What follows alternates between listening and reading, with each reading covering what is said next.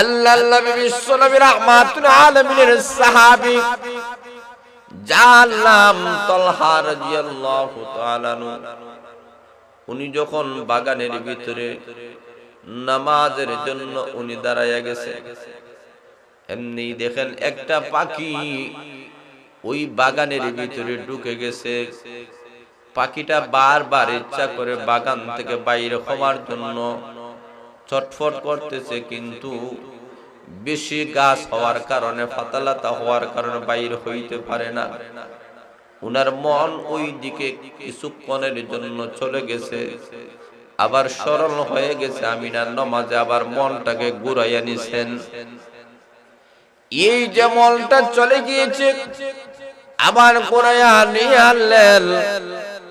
নামাজ শেষ করার পরে ওই সাহাবী আল্লাহ নবীর দরবারে হাজির হয়ে গিয়া বলেন, ইয়া রাসূলুল্লাহ, ইয়া হাবিবাল্লাহ, ওগো নবীজি, আমার সবচেয়ে প্রিয় বাগানটা আপনার কদম মুবারক আমি হাদিয়া করে দিতে চাই।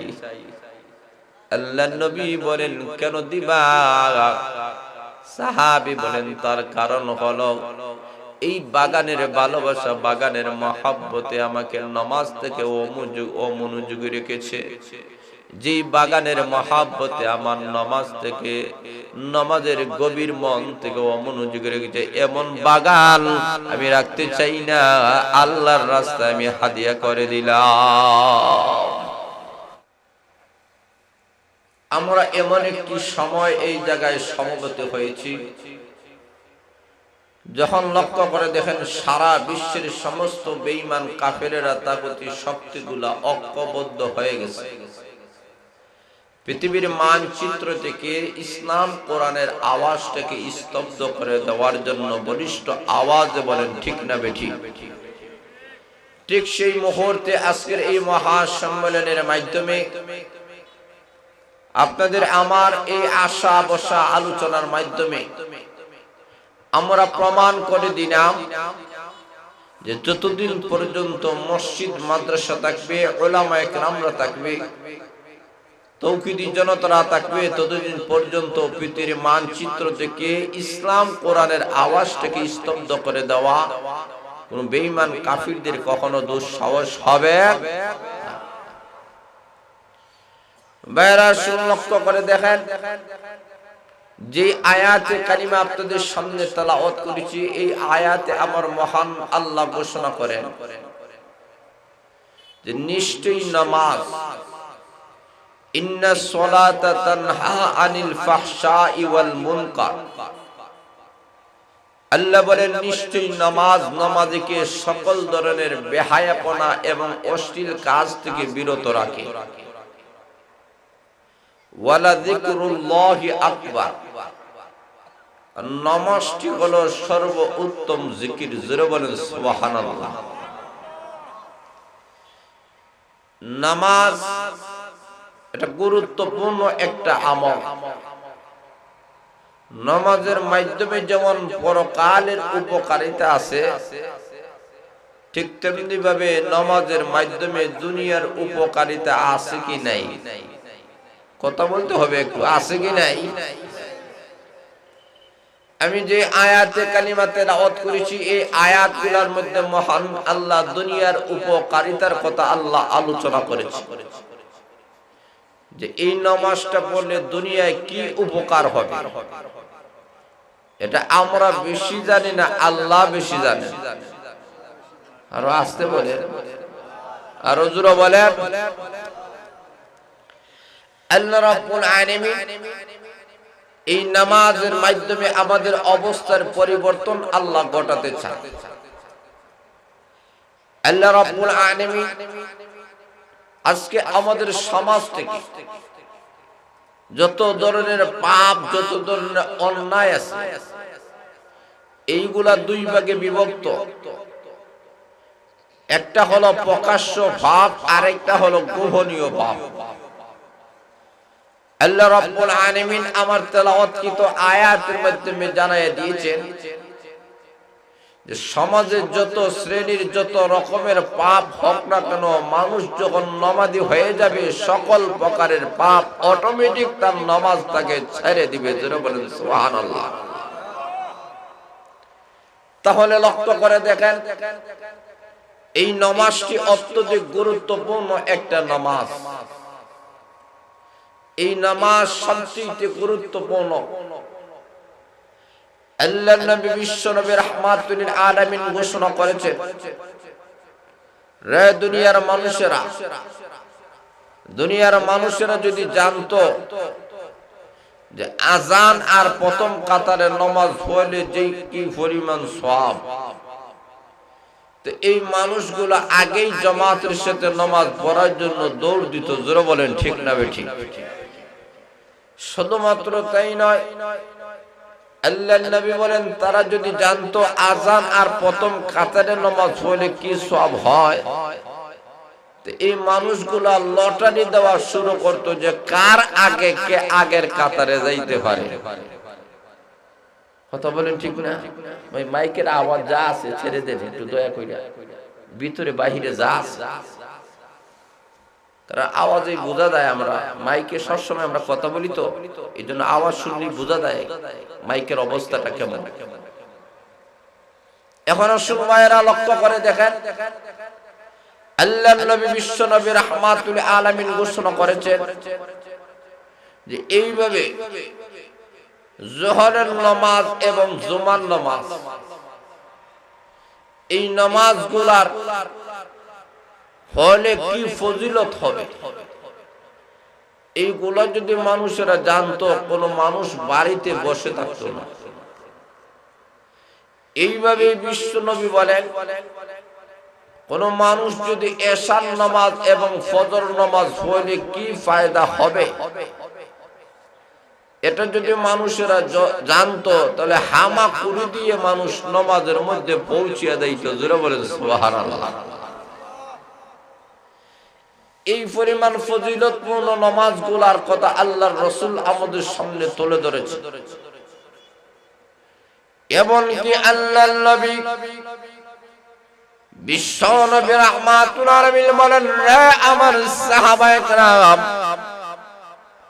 তোমরা নামাজ পড়ো, জামাতের সাথে তোমরা নামাজ আদায় করো। জামাতের সাথে নামাজ আদায় করার মধ্যে সওয়াব আছে কি নাই? আরো জোরে বলেন। আল্লাহর নবী বিশ্ব নবী রাহমাতুল আলামিন ঘোষণা করেছেন, যুবকদেরকে লক্ষ্য করে বলেন, ও যুবকেরা, তোমাদের মধ্য থেকে যারা নামাজের মধ্যে শরীক না হও, শরীক হও না, জামাতের সাথে নামাজ পড়ো না, আমি যদি এই আশঙ্কা না করতাম যে ঘরের মধ্যে মহিলারা এবং ছোট ছোট নাবালক বাচ্চারা আছে, এই আশঙ্কা যদি আমি না করতাম, এদের যদি ক্ষতি না হতো, তাহলে আমি আমার সাহাবায়ে কেরামদেরকে আমি হুকুম করতাম, তোমরা যেন তাদের ঘরগুলো জ্বালাইয়া দাও। আল্লাহর নবী বিশ্ব নবী রাহমাতুল আলামিন এই পরিমাণ গুরুত্ব দিয়েছেন নামাজের প্রতি, কারণ কিয়ামতের কঠিন ময়দানে আমার মহান আল্লাহ রাব্বুল আলামিন সর্বপ্রথম নামাজের হিসাব আল্লাহ রাব্বুল আলামিন নিবেন। হাশরের ময়দানে আল্লাহ বলবেন, নামাজ পড়েছো কিনা এইগুলার হিসাব দাও। যারা নামাজের হিসাব সঠিকভাবে দিতে পারবে, বাকি সকল হিসাবগুলা তাদের জন্য সহজ হয়ে যাবে। এখন শুনো ভাইরা, আল্লাহর নবী বিশ্ব নবী রাহমাতুল আলামিন বলেন, সর্বপ্রথম মহান আল্লাহ ফরজ নামাজগুলার মহান আল্লাহ হিসাব নেবেন। ফরজ নামাজ পড়তে গিয়ে যে সমস্ত ত্রুটি বিচ্যুতিগুলো আছে, ত্রুটি যদি হয়ে যায়, অসম্পূর্ণ যদি হয়ে যায়, তখন মহান আল্লাহ বলবেন, রে বান্দা বান্দিরা, নফল নামাজ আসিনি? হ্যাঁ, নফল নামাজ আছে। তখন নফল নামাজ গুলার মধ্যে ফরজ নামাজের ক্ষতিপূরণ হয়ে যাবে। এই কারণে বেশি বেশি নফল নামাজ পড়বেন। কেন পড়বেন? তার কারণ হলো ফরজ নামাজ গুলার ক্ষতিপূরণ। ফরজ নামাজ গুলা তো যথাযথভাবে আদায় করতে হবে। আমরা অনেকেই আছি নামাজ পড়ি, কিন্তু নামাজের ফরজ কয়টা এটাও আমরা জানি না। জোরে বলেন ঠিক না বেঠিক? আপনাদের এলাকায় এমন মানুষ নেই, কিন্তু বিভিন্ন এলাকার মধ্যে এমন মানুষ আছেন, এরা বলতে পারেন না নামাজের ফরজ কয়টি। অথচ আমাদেরকে জানতে হবে, বুঝতে হবে নামাজের ফরজ কয়টি। কারণ নামাজের ফরজ গুলা যদি না থাকে, এই নামাজ আল্লাহর দরবারে কখনো কবুল হবে না। এর মধ্যে এক নম্বর ওয়ালা, আপনি যেই শরীর নিয়ে আপনি নামাজ পড়বেন, এই শরীরটা আপনার পবিত্র থাকতে হবে। শরীর যদি পবিত্র না হয়, নামাজ হইব না। আরো জোরে বলেন, কখনো নামাজ হবে না। এই কারণে শরীরের পবিত্রতা এক নম্বরে ফরজ। এখন আসুন ভাইরা, এই শরীরটাকে পবিত্র করতে হলে দুইটা জিনিস আছে। একটা হলো আপনার শরীরটা পরিপূর্ণভাবে পবিত্র রাখতে হয়, গোসলের মাধ্যমে আপনি পবিত্র রাখবেন। জোরে বলেন ঠিক না বেঠিক? দুই নম্বর হলো আপনার শরীর পবিত্র আছে। এখন আসুন ভাইরা, এই যে গোসল করবেন, যেমন ইচ্ছা তেমন ভাবে গোসল করে আবার পবিত্র হবে না। ওই গোসল করতে গিয়ে আবার গোসলের ফরজ আছে কি নাই? কথা বলেন, আছে কি নাই? অনেক মানুষ আছে যাদের উপরে গোসল ওয়াজিব হয়ে গেছে, এই মানুষগুলা যদি গোসলের ফরজ যদি আদায় না করে, তাহলে এই লোকটা তো পবিত্র হলো না। জোরে বলেন ঠিক না বেঠিক? আমি অনেকেই জিজ্ঞেস করি, ভাই গোসলের ফরজ কয়টা? কয় তিনটা। বলে কি কি? বলে তেল, সাবান আর টোয়ালি। ওইসিনি কথা বুঝেন না? ওইসিনি আমাদের সমাজে দেখবেন কত রকমের জিনিস বাইর হয়েছে। শ্যাম্পুর কোনো অভাব নাই, বডি লোশনের কোনো অভাব নাই, কত কিছু ব্যবহার করা হয়। কিন্তু কোন জিনিসের মাধ্যমে আপনার আমার পবিত্রতা হাসিল হবে, এই জিনিসটা আমাদের জানা নাই। কোন মানুষ যদি সারাদিন গোসল করে, এই মানুষটা যদি কুলি না করে, কুলি যদি করে না, নাকের ভিতরে পানি ঢুকায় না, এমন লোক সমাজে আছে কি নাই? আরো জোরে বলেন। সমস্ত শরীর দৌত করে, কিন্তু গোসল করতে গিয়া সামান্য জায়গা যদি শুকনা থাকে, তাহলে তার গোসল আদায় হবে না। আরো জোরে বলেন, হবে না।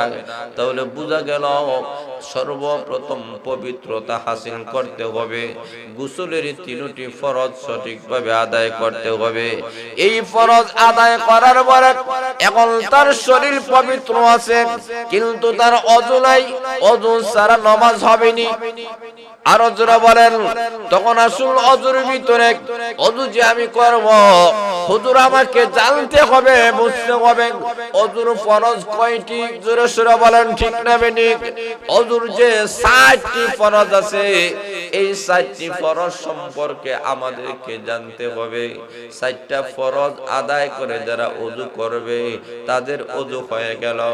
এখন যখন ওযু হয়ে গেল, তার পবিত্রতা হাসিল হয়ে গেল, এই মানুষটার শরীর যখন পবিত্র হয়ে গেল, এই মানুষ যখন নামাজ পড়বে রে, এই নামাজ পড়তে দেরি হবে, মহান আল্লাহ তার নামাজ কবুল মঞ্জুর করতে দেরি করবে না।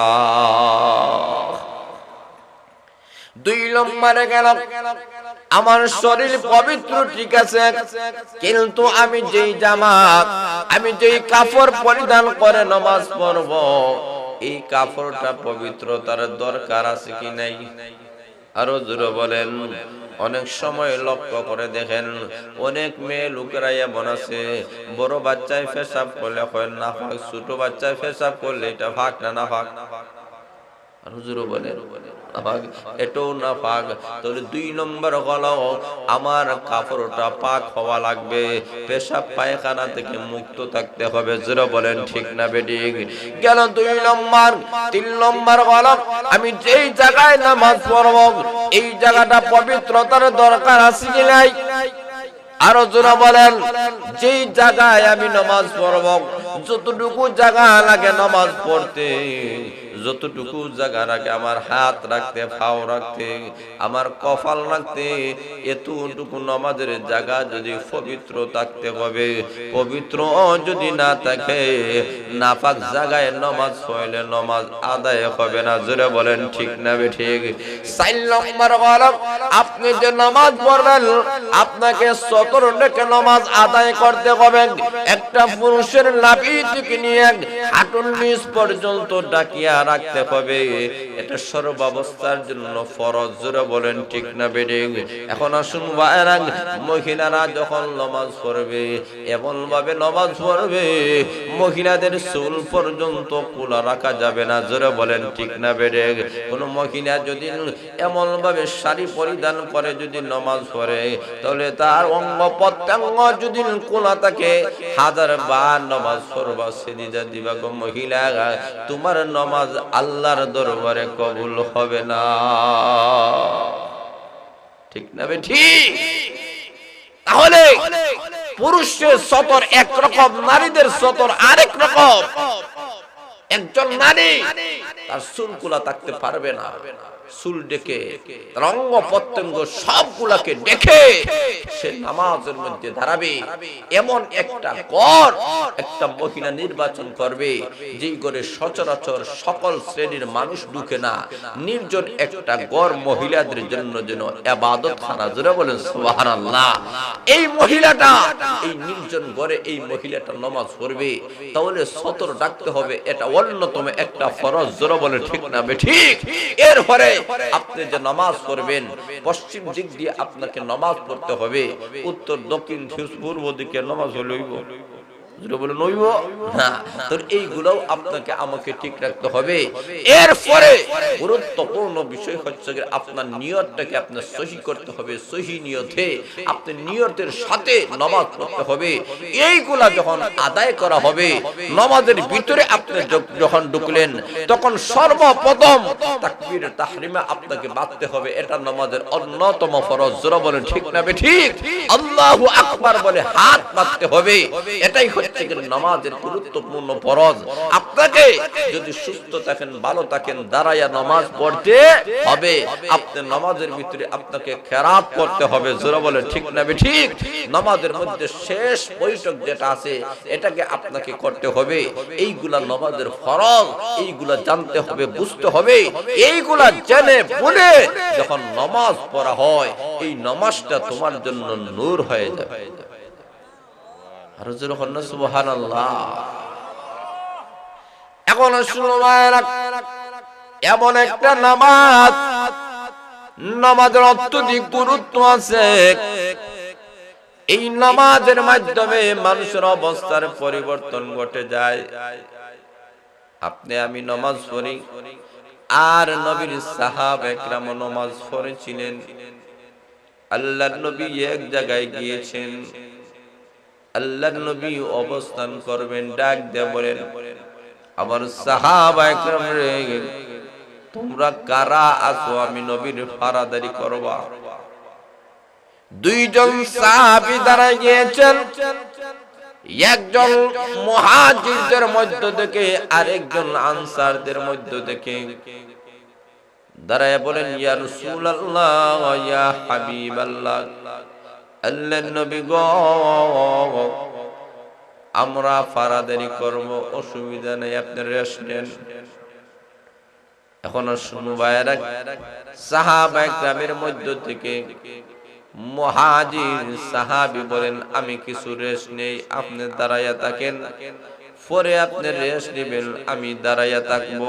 পালাক্রমে মুহাজির সাহাবী ঘুমায়া গেছেন, আনসারী সাহাবী দাঁড়াইয়া রাত্রি জাগরণ করতেছেন, ফারাদারি দিতেছেন। আর ভাবেন, আমি এই অবস্থায় ফারাদারি করে তোমার কোনো লাভ নাই, কাজেই আমার এই মুহূর্তে যদি আমি নামাজে দাঁড়াইয়া যাই, মহান আল্লাহর সামনে যদি আমি দাঁড়াইয়া যাই, তাহলে একদিক দিয়া রাসূলের হুকুম পালন করা হবে, ভিন্ন দিক দিয়া নামাজের মাধ্যমেই আমার মেরাজ হয়ে যাবে। আমার আল্লাহর সাথে আমার কথা শুরু হয়ে যাবে। তখন সাহাবী নামাজের মধ্যে দাঁড়ায় গেলেন, ওই দিক নিয়ে কাফিরদের মধ্যে থেকে একটা কাফির বলে, কে রে এমন দাঁড়াইয়া আছে, এটা মানুষ না কোনো গাছ না অন্য কিছু, আমি একটু পরীক্ষা করব, যদি মানুষ হয় তাহলে তো একটু লড়াচড়া করবে। এমনি একটা তীর নিক্ষেপ করেছে, তীর যখন উনার উপরে পড়েছে এমনি টান মেরে বাহির করে দিলেন, কিন্তু নবীর সাহাবী নামাজ ভাঙলেন না। জোরে বলেন সুবহানাল্লাহ। আরেকটা যখন তীর নিক্ষেপ করেছে, এখন নবীর সাহাবী নামাজ ভাঙলেন। আবার তৃতীয়টি আরেকটি তীর যখন নিক্ষেপ করেছে, তথাপিও আল্লাহর নবী নামাজটা ভাঙে না, তীর বাহির করে দিছে। হঠাৎ করে তার মনে হয়ে গেল, আমি যদি এই অবস্থায় যদি আমি নামাজ পড়তে দেখি আর কাফেররা আসে যদি আল্লাহর নবীর উপরে হামলা করে, আঘাত করে, আমি কিয়ামতের কঠিন ময়দানে আশিকে রাসূল হয়ে তো আমি দাঁড়াতে পারবো না। এই কারণে উনি রুকু সিজদা করে নামাজ শেষ করে সাথী ভাইকে ডাক দিলেন, সাথী ভাই, ঘুম থেকে উঠে দেখে আমার ভাই যেন রক্তাক্ত হয়ে গেছে। রে ভাই, তুমি কেমন করে রক্তাক্ত হয়ে গেলা? এক এক করে তিনটা তীর তোমার শরীরের মধ্যে ফুটেছে। প্রথম তীরের আঘাতের পরে আমাকে কেন শেয়ার করলা না?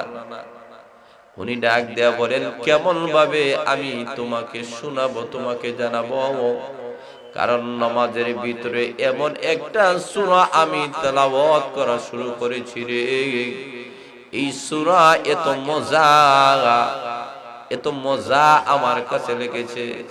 আমি যদি নবী দায়িত্ব যদি আমাকে না দিত, আমি তীরের আঘাতে শাহাদাতের পেয়ালা পান করতাম, তথাপি কখনো নামাজ ছেড়ে দিতাম না।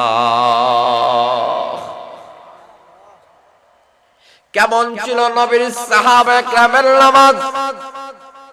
আল্লাহর নবী বিশ্ব নবী রাহমাতুল আলামিনের সাহাবী যার নাম তালহা রাদিয়াল্লাহু তাআলা আনহু, উনি যখন বাগানের ভিতরে নামাজের জন্য উনি দাঁড়ায়া গেছে, এমনি দেখেন একটা পাখি ওই বাগানের ভিতরে ঢুকে গেছে।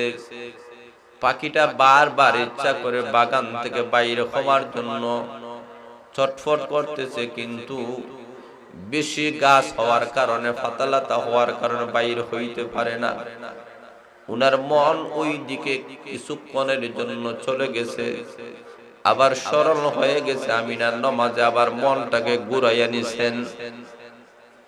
এই যে মনটা চলে গিয়েছে, আবার ঘুরাইয়া নিয়ে আনলেন। নামাজ শেষ করার পরে ওই সাহাবী আল্লাহ নবীর দরবারে হাজির হয়ে গিয়া বলেন, ইয়া রাসূলুল্লাহ, ইয়া হাবিবাল্লাহ, ওগো নবীজি, আমার সবচেয়ে প্রিয় বাগানটা আপনার কদম মুবারক আমি হাদিয়া করে দিতে চাই। আল্লাহর নবী বলেন, কেন দিবা? সাহাবী বলেন, তার কারণ হলো এই বাগানের ভালোবাসা, বাগানের মহব্বতে আমাকে নামাজ থেকে অমনোযোগী রেখেছে। যে বাগানের মহব্বতে আমার নামাজ থেকে, নামাজের গভীর মন থেকে অমনোযোগী রেখেছে, এমন বাগান আমি রাখতে চাই না। আল্লাহর রাস্তায় আমি হাদিয়া করে দিলাম। কেমন ছিল সাহাবা ইকরামের নামাজ? এই নামাজ তো তাদের জন্য নূর ছিল, আলো ছিল। আল্লাহর নবী বলেন, দুনিয়ার মানুষেরা, আমি বিশ্ব নবীর মনের প্রশান্তি হলো নামাজ। আমি যখন নামাজ পড়ি আমার মনে শান্তি আসে। জোরে বলেন সুবহানাল্লাহ।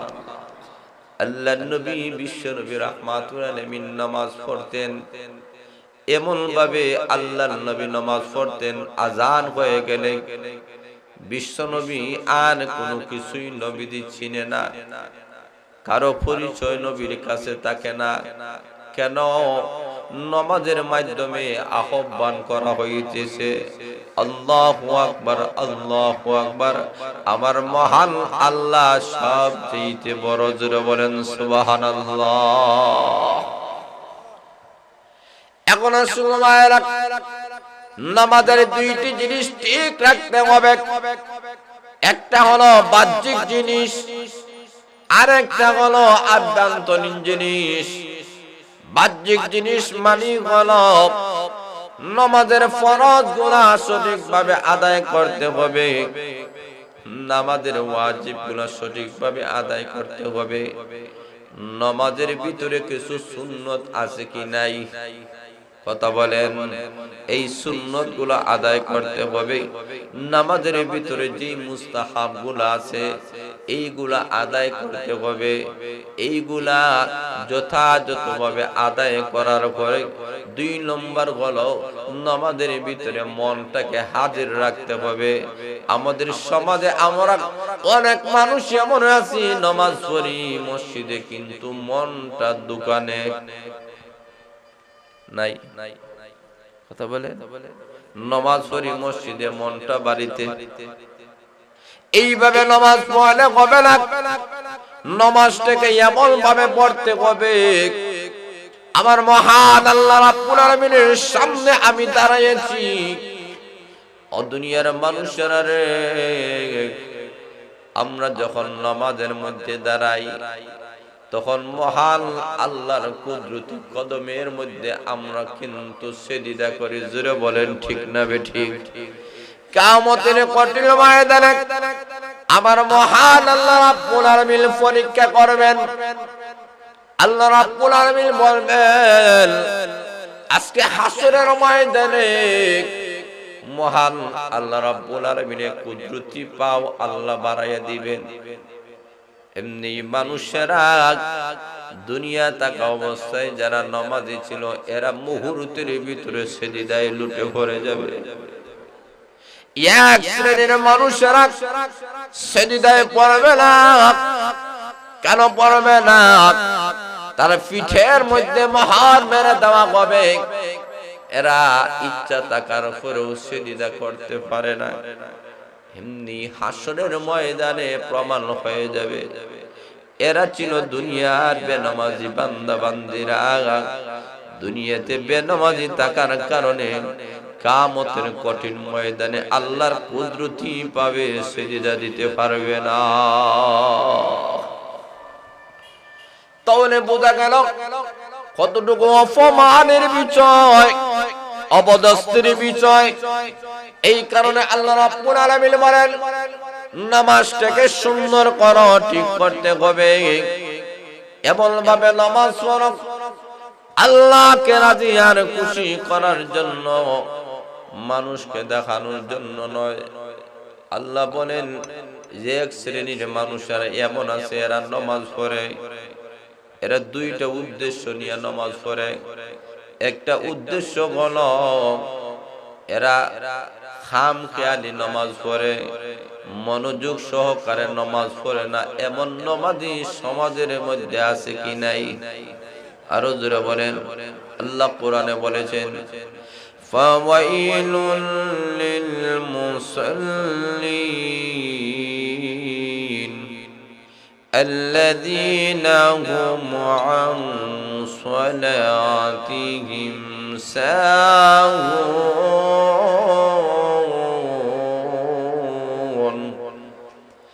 আমার মহান আল্লাহ রাব্বুল আলামিন বলেন, এক শ্রেণীর মানুষরা এমন আছে, এরা নামাজ পড়বে কিন্তু নামাজে অবহেলা করবে, অবহেলার সাথে নামাজ আদায় করে। দেখবেন সমাজে অনেক মানুষ এমন আছে, নামাজে যখন দাঁড়ায় এক পাও খাড়ায়, এক পাও দেখা যায় না, আছে কি নাই? কথা বুঝেন না? আসেনি? এক পাও খাড়া আর এক পাও দেখা যায় না, বুঝা যায় হাঁসের মতো। হাঁস দেখবেন কোন জায়গায় দাঁড়াইলে এক পাও আছে, এক পাও নাই। জোরে বলেন ঠিক না ঠিক? এমন ভাবে নামাজের মধ্যে মানুষেরা দাঁড়ায়, বোঝা যায় যেমন কোন সেত বেত নাই। এমন লোক সমাজে আছে কি নাই? কথা বলেন আছে কি নাই? এই কারণে বলা হয় এমন ভাবে নামাজ পড়ো সচেতনতার সাথে। 2 নম্বর হলো এমন ভাবে নামাজ পড়ো আল্লাহকে দেখানোর জন্য, মানুষকে দেখানোর জন্য নয়। এক শ্রেণীর মানুষেরা নামাজ পড়ে এরা মানুষকে দেখানোর জন্য। এমন নামাজ সমাজে আছে কি নাই? আল্লাহ বলে এমন নাই। নামাজ পড়বা দেখাইবা কাকে? জোরে বলে না কাকে? জিকির লা ইল্লাল্লাহ, জোরে শুনে।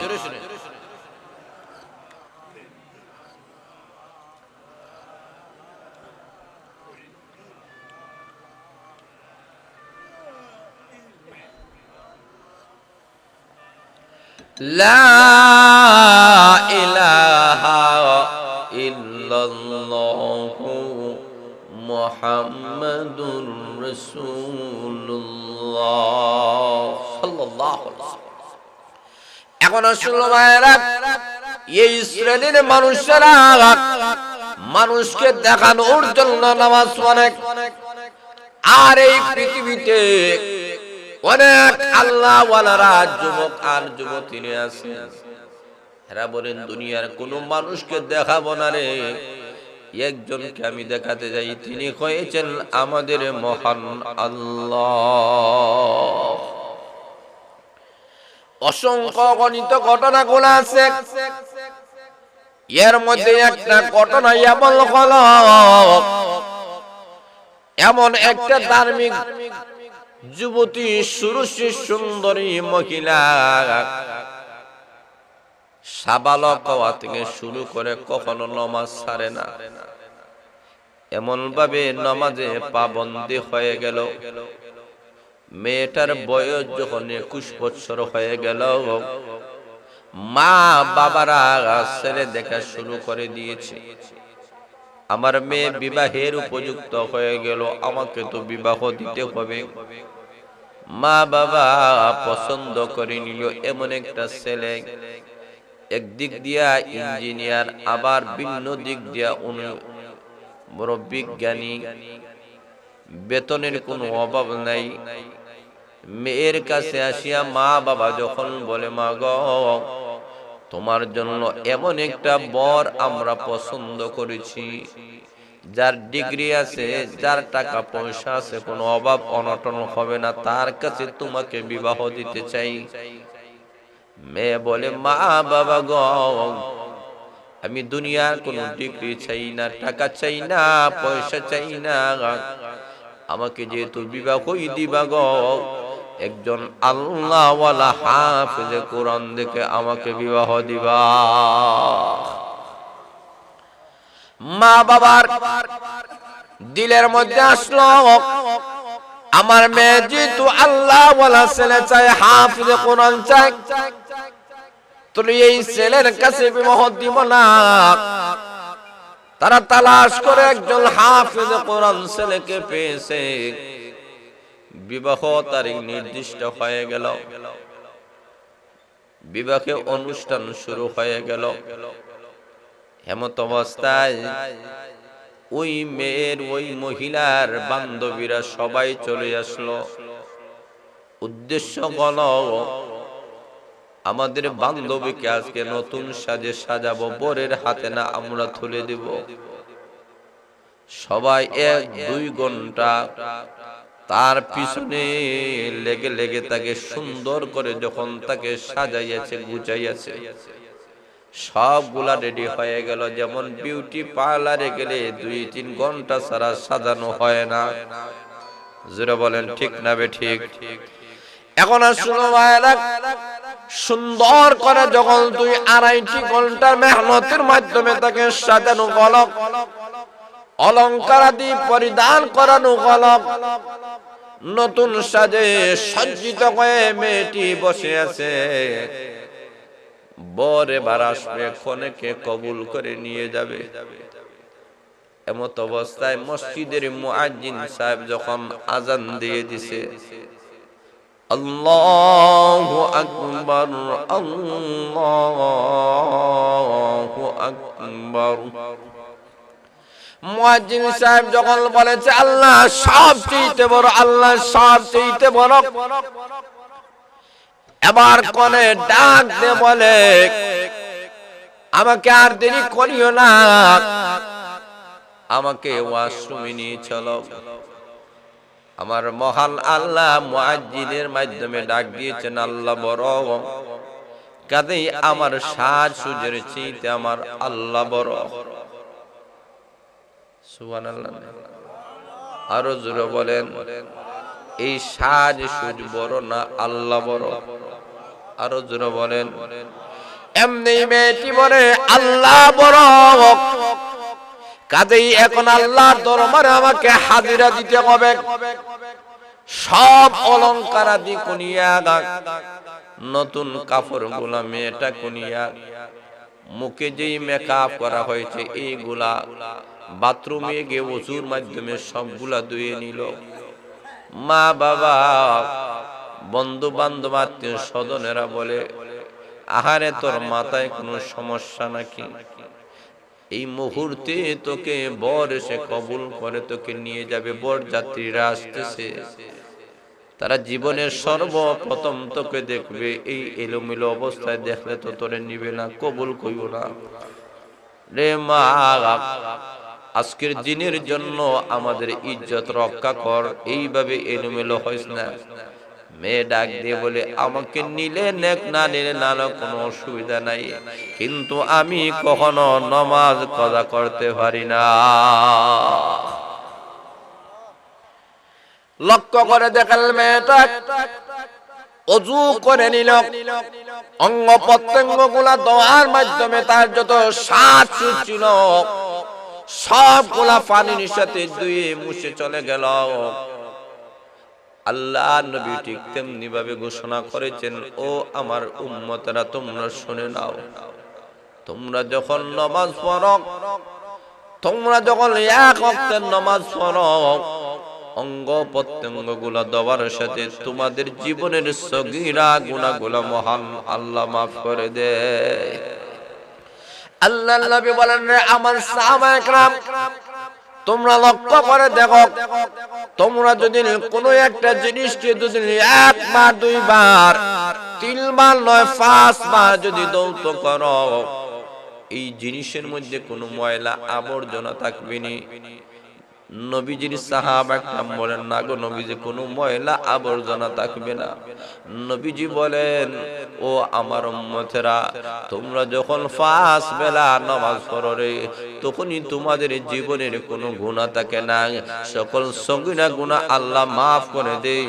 তওবা করার সাথে সাথে কবিরাও গুনাহ আল্লাহ মাফ করে, তোমাদের জীবনটাকে আল্লাহ পরিষ্কার করে দেয়। এখন লক্ষ্য করে দেখেন, এই মেয়েটা সব গুনাহ ধুয়ে মুছে দিল, নামাজের মধ্যে দাঁড়ায়া গেল। যোহরের নামাজ পড়বে, ফরজ 3 রাকাত নামাজ পড়ার পরে 4র্থ রাকাত পড়ে। ওই মেয়েটা দ্বিতীয় সিজদার মধ্যে যখন চলে গিয়েছে, সেখানে গিয়ে মেয়ে পড়তেছে সুবহানা রাব্বিয়াল আ'লা, সুবহানা রাব্বিয়াল আ'লা। এইভাবে মেয়েটা পড়তেছে, এমন ভাবে সিজদা করতেছে, লোকেরা ঘরে ভিড় জমাইয়া নিছে। মেয়েটা কেন নামাজ থেকে আসে না, এত লম্বা কেন সিজদা করে?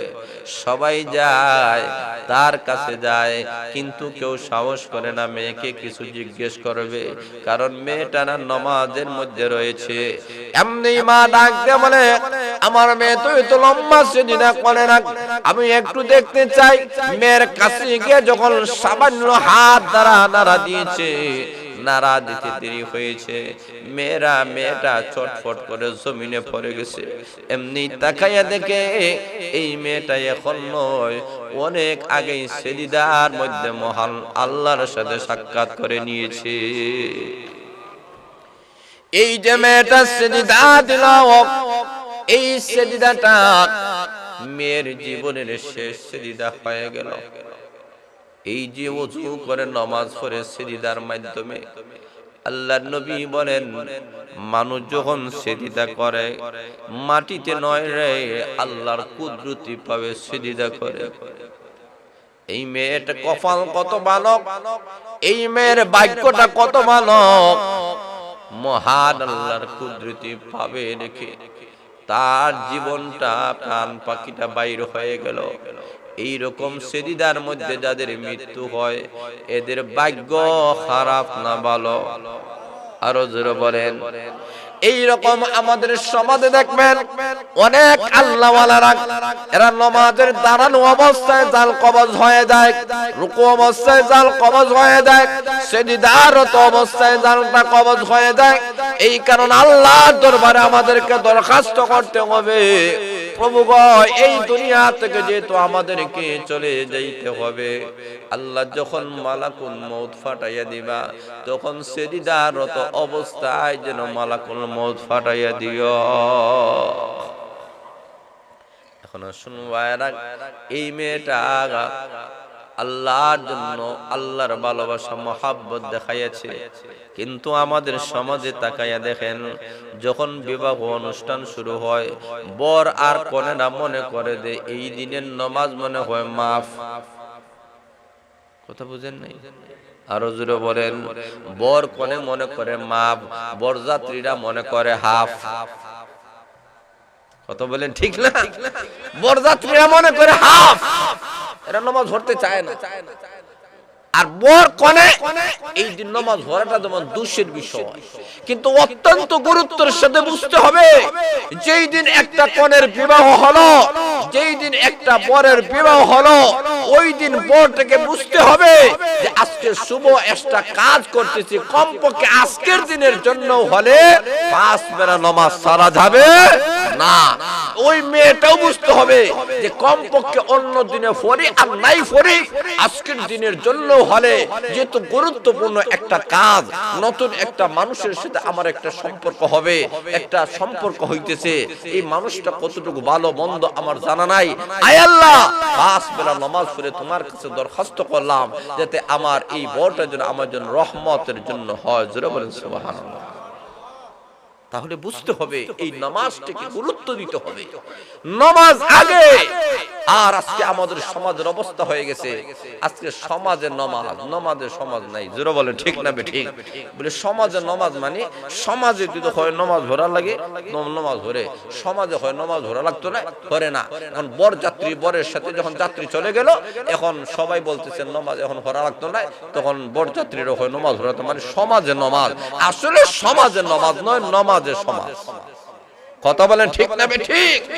যে সমাজের ভিতরে চলার কারণে যদি আপনি নামাজ পড়তে না পারেন, এমন সমাজের দরকার নয়, পুরো সমাজের অবস্থার পরিবর্তন আমাকে ঘটাতে হবে।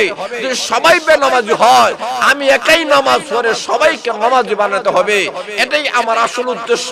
আর আল্লাহ আমার তেলাওয়াতকৃত আয়াতের মধ্যে ঘোষণা করেছেন, ও দুনিয়ার মানুষেরা, আজকে আমাদের সমাজে গুনার কোনো অভাব নেই। আজকে সমাজে চুরি, ডাকাতি, জিনা, হাইজ্যাক, ইমপ্রিজিং সহ যত রকমের গুনাহ আছে, আল্লাহ বলেন সকল প্রকার গুনাহ থেকে যদি বাঁচতে হয় প্রত্যেকটা মানুষকে নামাজ পড়তে হবে, নামাজ ছাড়া আর বিকল্প কোনো পথ নাই। যারা বলেন ঠিক না বেঠিক? আল্লাহ বলে নামাজ পড়ো।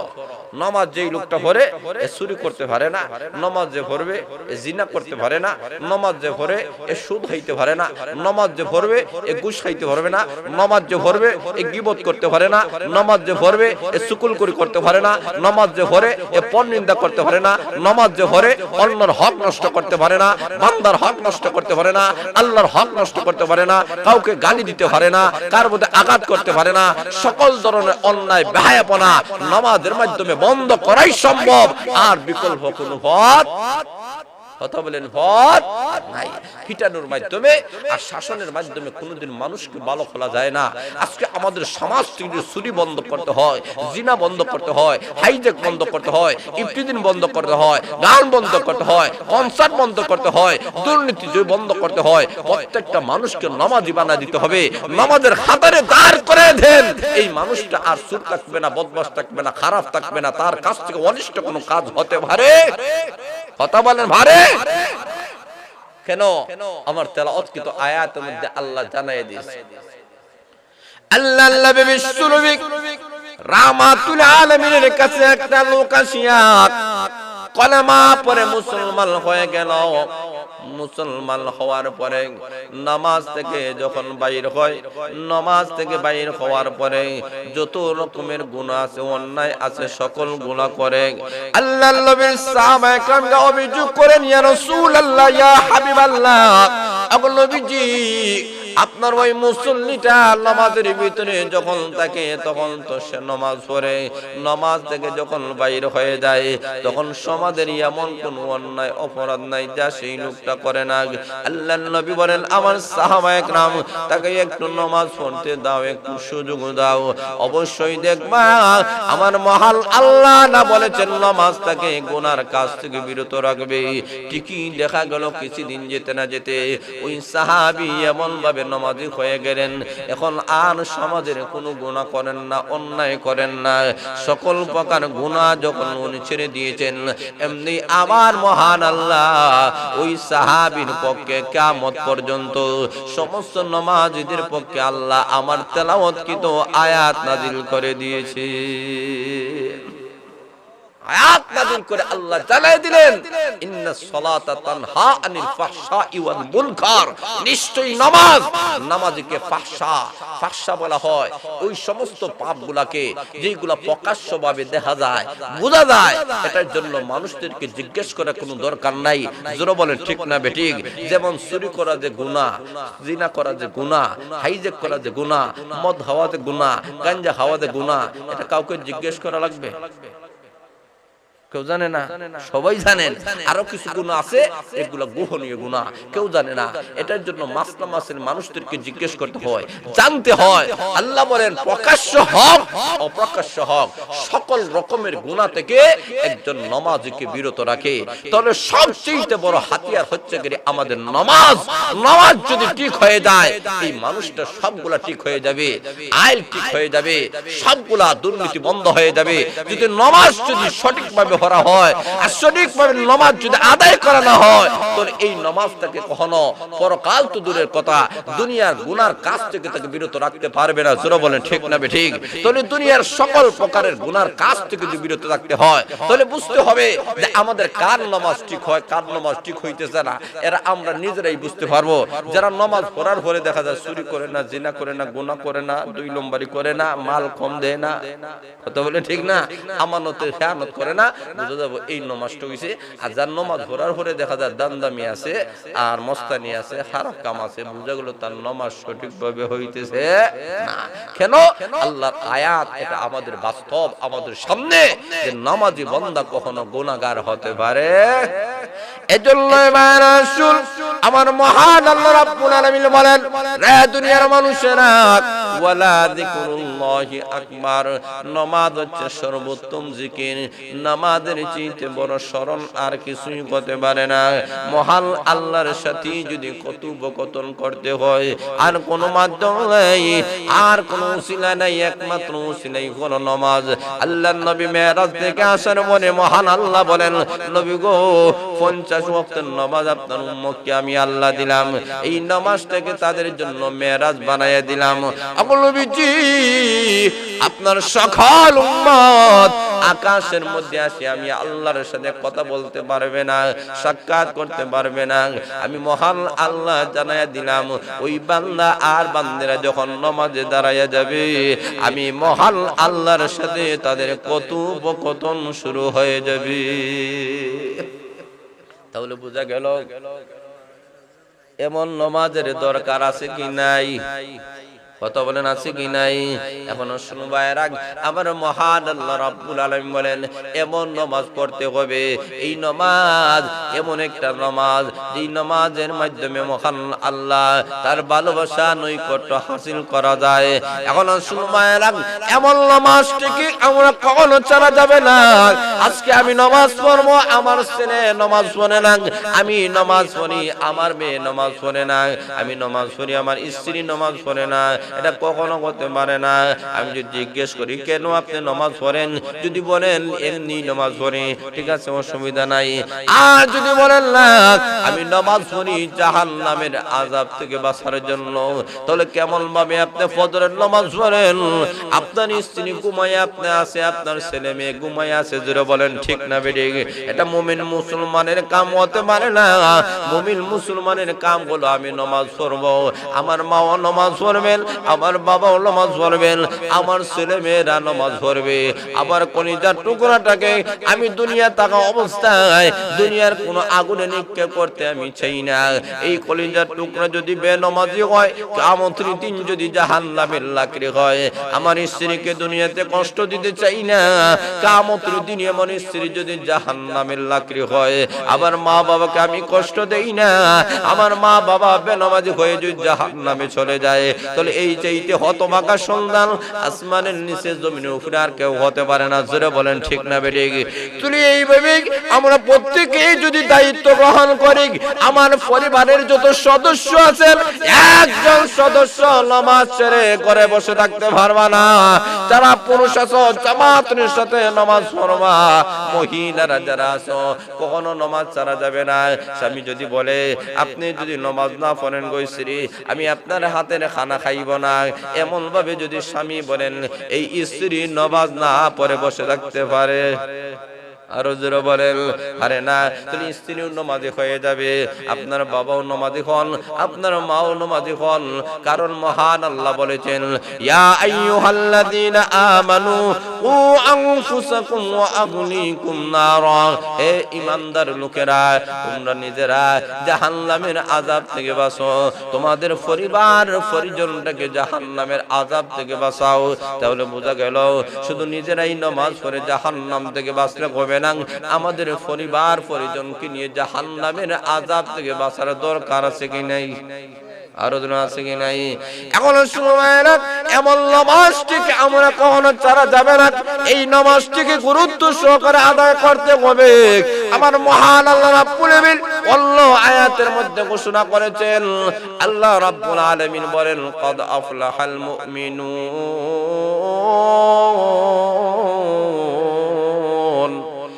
الذين هم في صلواتهم خاشعون। আল্লাহ রাব্বুল আলামিন বলেন, মুমিন যারা এরা কামিয়াব হয়ে গেছে। এক নম্বর গুণ হলো এরা যখন নামাজ পড়বে খুশু খুজুর সাথে তারা নামাজ পড়ে। জোরে বলেন সুবহানাল্লাহ। এই গুণগুলোর সর্বশেষ যে গুণটি মহান আল্লাহ বলেছেন, এরা যখন নামাজ পড়বে, ওয়াল্লাযীনা হুম আলা সালাওয়াতিহিম ইউহাফিজুন, আল্লাহ বলেন এরা যখন নামাজ পড়বে নামাজটাকে তারা হেফাজত করবে। হেফাজতের মর্ম হলো যথা টাইমে নামাজ পড়া। আমাদের সমাজে অনেক মানুষ আছে যথা সময়ে নামাজ আদায় করে না, কজা করে বেশি। নাই হুজুর বলেন আছে কি নাই? আমাদের সমাজে দেখবেন এক শ্রেণীর মানুষেরা নামাজ আদায় করে না, কজা করে। ফজরের নামাজ 8টার সময় আছে কি নাই? কত বলেন আছে কি নাই? ফজরের নামাজ 8টার সময়, যেই সময় ঘুম ভাঙে ওই সময় নামাজ। তাহলে বোঝা গেল এটা হলো না। আল্লাহ বলেছেন নামাজটাকে হেফাজত করো, এর মানে যত টাইমে তুমি নামাজ আদায় করো, তাকবীর উলার সাথে নামাজ তুমি আদায় করো, প্রথম আউয়াল ওয়াক্তে তুমি নামাজ আদায় করো। সবগুলা পিছনে নেওয়া যায়, নামাজকে কখনো পিছনে নেওয়া যায় না। নামাজের অত্যধিক গুরুত্ব আল্লাহ রাসূল ঘোষণা করেছেন। রাসূল এই কথাই বলেছেন যে শুধু ফরজ নয়, আল্লাহর রাসূল বলেন যে ফজরের নামাজের আগে, ফরজের আগে যে 2 রাকাত সুন্নাত, এই 2 রাকাত সুন্নাতের ওই পরিমাণ দাম আল্লাহর রাসূল বলেন এই দুনিয়া এবং দুনিয়ার মধ্যখানে যা আছে সবগুলার চাইতে এই 2 রাকাত নামাজের দাম বেশি। বুঝেন তো দেখি, মাত্র 2 রাকাত সুন্নাতের যদি এতই দাম হয়, এই দুনিয়া এবং দুনিয়ার মধ্যখানে যা আছে, এই দুনিয়ার ভিতরে আমেরিকা নাই, একটু কথা বলেন না, আসেনি? লন্ডন আসেনি, জার্মান আছে, জাপান আছে। এখন শুনুন ভাইরা, আল্লাহর রাসূল কি বলেছেন, এই দুনিয়া এবং তার মধ্যখানে যা আছে, তাহলে বোঝা গেল গোটা পৃথিবী যা আছে এই সবগুলার চাইতে এর ভিতরে সোনার উপর খনি আসেনি, তেলের খনি, গ্যাসের খনি, কয়লার খনি আছে কি নাই? আছে। এক কথা যা কিছু আছে সবগুলার চাইতে ফজরের আগের 2 রাকাত সুন্নতের দাম বেশি। এখন সুন্নতের যদি এত দাম হয়, ফরজের কত দাম? ফরজের কত দাম? আজকে আমরা এই নামাজগুলোকে আমরা অবহেলা করতেছি, এই নামাজের প্রতি আমাদের কোনো মনোযোগী নাই। নামাজ আমরা অনেকেই পড়ি, কিন্তু নামাজের মধ্যে মজা আসে না, ভালোবাসা আসে না, নামাজের মধ্যে টেস্ট লাগে না। আমরা চাই ইমাম সাহেব সালাম ফিরাক, আমরা চলে যাই। অনেক সময় ইমাম সাহেব লম্বা করে, আমরা অনেক সময় কাশি শুরু করি। জোরে বলে আছে কি নাই? আর ইসলামের আরেকটা বিধান হলো বিনা উজরে কোনো কারণ ছাড়া যদি কেউ কাশি দেয় নামাজ তাহবো, জোরে বলেন তাহবে না। তাহলে লক্ষ্য করে দেখেন, আমরা সিগন্যাল দেই, কাশি দেই মানে ইমাম সাহেবের সিগন্যাল দেই। ইমাম সাহেবকে কেউ যদি সিগন্যাল দেয় তার নামাজ বাতিল। কথা বলেন ঠিক না ঠিক? লক্ষ্য করে দেখেন, আল্লাহ এই নামাজের মাধ্যমে, ইমামতের মাধ্যমে একজন ইমামের সম্মান মর্যাদা আল্লাহ বাড়াইয়া দিয়েছে। কথা বলেন ঠিক না ঠিক? কিভাবে? ইমাম সাহেব এত সম্মান, কোন মুসল্লি যদি পিছন দিক দিয়ে হয়, আমি তো বড় টাকাওয়ালা পয়সাওয়ালা, তো ইমাম সাহেব রুকুতে যাওয়ার আগে আমি আগে দেই, সেজদা করার আগে আমি একটা সেজদা করলি, নামাজ হইবনি না। আল্লাহ বলে এখানে মানতে হবে, আল্লাহ ইমাম সাহেবকে আল্লাহ সম্মান মর্যাদা বাড়ায় দিয়েছে এই নামাজের মাধ্যমে। এই কারণে আল্লাহ বলেন এই নামাজটি অত্যধিক গুরুত্বপূর্ণ নামাজ। এই নামাজটাকে কোনো হেলায় খেলায় নষ্ট করা যাবে না। আমাদের সবাইকে এই অঙ্গীকার নিয়ে আমাদেরকে বাড়িতে যেতে হবে যে আজকে থেকে মরণ পর্যন্ত 5 ওয়াক্তের নামাজ জামাতের সাথে সবাই পড়তে রাজি আছেন? কারা কারা রাজি আছেন? হাত তুলে দেন, হাত তুলে। নারে তাকবীর, দেন ইসলাম, দেন ইসলাম। আল্লাহ আমাদের সবাইকে কবুল করেন, মঞ্জুর করেন। সবাই বলেন আমিন।